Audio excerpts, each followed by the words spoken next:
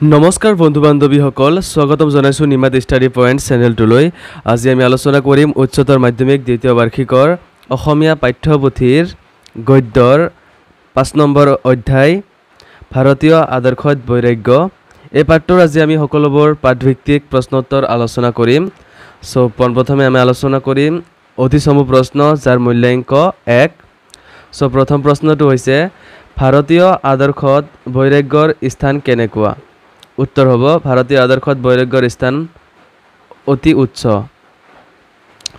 ২ number প্ৰশ্ন, ভাৰতীয় সংস্কৃতিৰ মূল আধাৰ কি? উত্তৰ, ভাৰতীয় সংস্কৃতিৰ মূল আধাৰ হৈছে বেদ। ৩ নম্বৰ প্ৰশ্ন, কৰ্ম কৰা কৌশলক ভাগৱত গীতাত কি যোগ বুলি কৈছে? উত্তৰ, কৰ্ম কৰা কৌশলক ভাগৱত গীতাত কৰ্মযোগ বুলি কৈছে। ৪ নম্বৰ, তীৰ্থনাথ শৰ্মাৰ কাব্যগ্ৰন্থখনৰ নাম কি?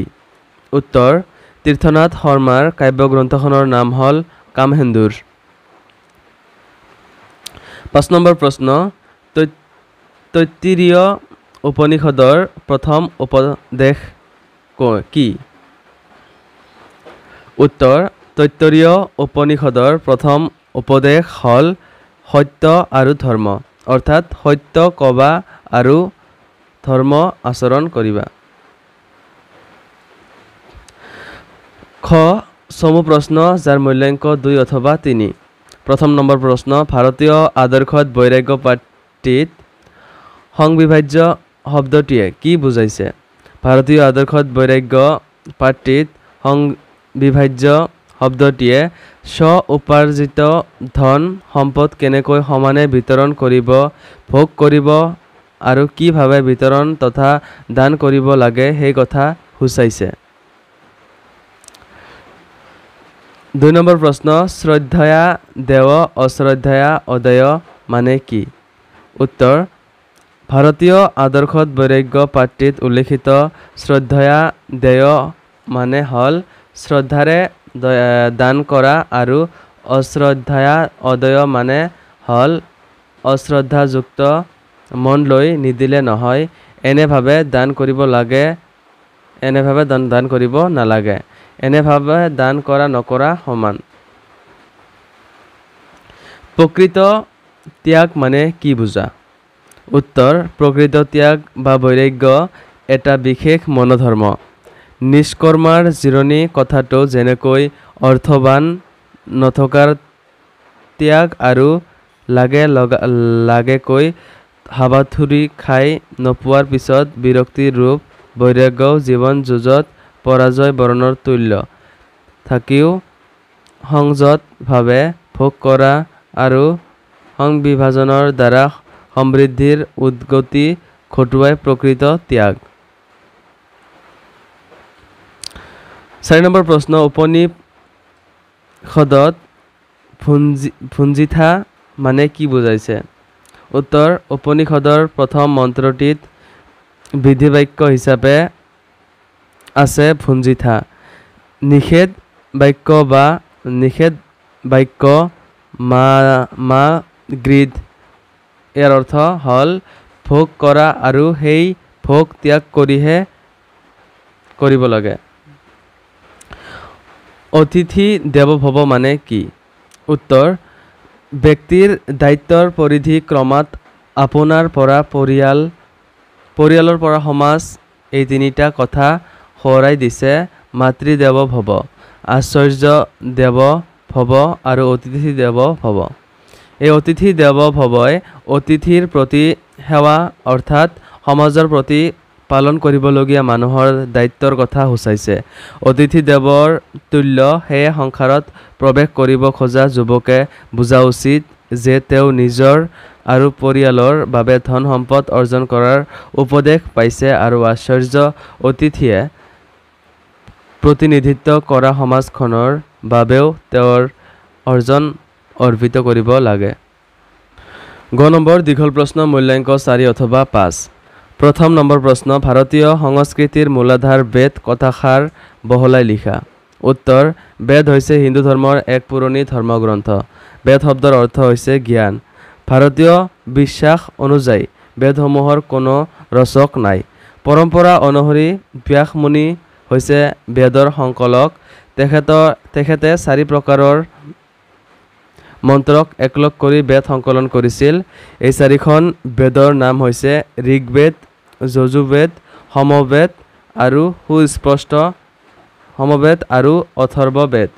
এই বেদবোৰ অকল ধৰ্ম গ্ৰন্থই নহয়, এইবোৰ হৈছে এক উচ্চ স্তৰৰ জীৱন যাপনৰ সুস্পষ্ট নিৰ্দেশনা। বেদৰ অন্তিম অংশ বেদান্তত বা উপনিষদত কৰ্ম কৰা কৌশলৰ উল্লেখ আছে। ত্যাগ, বৈৰাগ্য, সত্য, ধৰ্ম আদি কৰ্মৰ কৌশলে জীৱন বাটৰ বিভিন্ন পৰিস্থিতিৰ সন্মুখীন হ'বলৈ শিক্ষা দিয়ে। ঋগ্বেদৰ মন্ত্ৰবিলাকত তথি ঋষিসকলৰ প্ৰাৰ্থনাত এটা উজ্জ্বল সমৃদ্ধিময় জীৱনৰ কাৰণে এখন সমাজৰ প্ৰবল ধাউতিৰ পৰিচয় পোৱা যায়। বিভিন্ন ভাৰতীয় দৰ্শনত হিন্দু চিন্তাধাৰাৰ যি চৰম পৰিণত লক্ষ্য কৰা যায় তাৰ মূলেই হৈছে বেদ। বেদৰ মাজতেই প্ৰাচীন ভাৰতৰ ধৰ্ম, দৰ্শন, সমাজ সকলোবোৰ প্ৰতিফলিত হৈছে বুলি ক'ব পাৰি। এনেদৰে বেদৰ কৰ্ম সংস্কৃতিয়ে যুগে যুগে ভাৰতীয় সভ্যতা সংস্কৃতি গঢ় লৈ উঠাত সহায় কৰিছে। সেয়ে বেদক ভাৰতীয় সংস্কৃতিৰ মূলাধাৰ বুলি কোৱা হৈছে। 2 নম্বৰ প্ৰশ্ন, 4 আশ্ৰম বুলিলে কি বুজা? উত্তৰ, ভাৰতীয় আদৰ্শত ব্যক্তি এজনৰ জীৱন কালছোৱাক 4টা স্তৰত ভাগ কৰা হৈছে। এই 4টা স্তৰকে 4 আশ্ৰম বুলি কোৱা হয়। এই 4 আশ্ৰম হৈছে ব্ৰহ্মচাৰ্য, গাৰ্হস্থ্য, বানপ্ৰস্থ আৰু সন্ন্যাস। ব্ৰহ্মচাৰ্য সময়ছোৱা হৈছে জ্ঞান আহৰণৰ সময়, য'ত গুৰুৱে শিষ্যসকলক বেদৰ মন্ত্ৰ, প্ৰাৰ্থনা, উপনিষদৰ আধ্যাত্মিক স্তৰসমূহ, কৰ্ম কৰাৰ কৌশল আদিৰ উপদেশ প্ৰদান কৰে। গাৰ্হস্থী জীৱনৰ কৰ্তব্যসমূহৰ কথা ব্যক্ত কৰে। ভাৰতীয় আদৰ্শত গাৰ্হস্থী জীৱনৰ কৰ্তব্য সম্পাদন কৰি উঠাৰ পিছতহে বানপ্ৰস্থ আৰু সন্ন্যাসৰ বিধান দিয়া হৈছে। এয়াই হৈছে 4 আশ্ৰমৰ মূল। 3 নম্বৰ, বৈৰাগ্য মানে কি? ভাৰতীয় আদৰ্শত কেনেধৰণৰ বৈৰাগ্যৰ কথা কোৱা হৈছে? উত্তৰ, প্ৰকৃততে ত্যাগ বা বৈৰাগ্য হৈছে এক বিশেষ মনোধৰ্ম। সকলো থাকিও সংযতভাৱে ভোগ কৰা আৰু সংবিধানৰ দ্বাৰা সমৃদ্ধিৰ উদ্গতি ঘটোৱাই হৈছে ত্যাগ। পালেও নিৰাসক্ত হৈ থকাতহে প্ৰকৃত বৈৰাগ্য। ভাৰতীয় আদৰ্শত বৈৰাগ্যৰ স্থান অতি উচ্চ, কিন্তু এই বৈৰাগ্য নোপোৱাৰ অসন্তোষত উপজা বৈৰাগ্য নহয়। নিষ্কৰ্মাৰ জিৰণিৰ কথাটো যেনেকৈ অৰ্থবান নথকাৰ ত্যাগ আৰু লাগেকৈ হাবাথুৰি খাই নোপোৱাৰ পিছত বিৰক্তিৰ ৰূপ বৈৰাগ্যও জীৱন যুঁজত পৰাজয় বৰণৰ তুল্য। আকাংক্ষিত বস্তু পোৱাৰ পাছতো তাৰ প্ৰতি নিৰাসক্ত হৈ থাকিব পৰা গুণটোকেই ভাৰতীয় আদৰ্শত বৈৰাগ্য বুলি কোৱা হয়। 4 নম্বৰ প্ৰশ্ন, গুৰুৱে শিক্ষাৰ্থীক অধ্যয়ন সমাপ্ত হোৱাৰ পিছত কি উপদেশ দিছিল? উত্তৰ, উপনিষদৰ যুগত শিক্ষা সমাপ্ত কৰি গাৰ্হস্থ্য জীৱনত প্ৰৱেশ কৰিবলৈ লোৱা শিক্ষাৰ্থীক গুৰুৱে উপদেশ দিছিল এনেদৰে: শিক্ষাৰ্থীসকলে সত্য ক'ব লাগে আৰু ধৰ্ম আচৰণ কৰিব লাগে। দৈনন্দিন অধ্যয়নৰ পৰা বিচ্যুত হ'ব নালাগে। আচাৰ্যক অভীষ্ট দক্ষিণা দি শ্ৰমত প্ৰৱেশ কৰি বংশধাৰা অক্ষুণ্ণ ৰাখিব লাগে। সত্যৰ পৰা ধৰ্মৰ অৰ্থাৎ কল্যাণকৰ পথৰ পৰা বিচ্যুত হ'ব নালাগে। নিজৰ মংগলৰ কাৰণে কৰণীয় কামৰ পৰা আঁতৰি থাকিব নালাগে। ধন সম্পত্তি সংগ্ৰহ ৰূপ মংগলজনক কাৰ্য কৰিব লাগে, কিন্তু ধৰ্ম পথৰ পৰা বিচ্যুত নোহোৱাকৈ থাকিব লাগে। পিতৃ মাতৃ আৰু গুৰুজনক মান্য কৰি চলিব লাগে। এওঁলোকক সদায় দেৱতাৰ দৰে মান্য কৰিব লাগে। যিবোৰ অনিন্দিয় কাম সেইবোৰ কৰিব আৰু ডাঙৰ বেয়া গুণ পৰিহাৰ কৰি ভাল গুণ গ্ৰহণ কৰিব লাগে।